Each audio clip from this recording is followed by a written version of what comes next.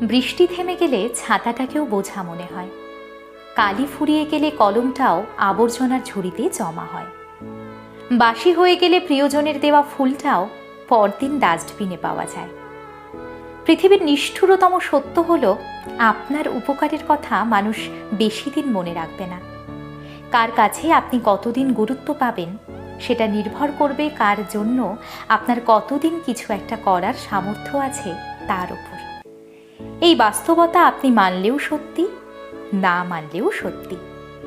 আজ সকালে যে পত্রিকার দাম 10 টাকা, একদিন পর সেই একই পত্রিকার 1 কেজির দাম হয় 10 টাকা। ভিখারিকে 2 টাকা দেওয়ার আগেও মানুষ চিন্তা করে কতটুকু পুণ্য অর্জন হবে।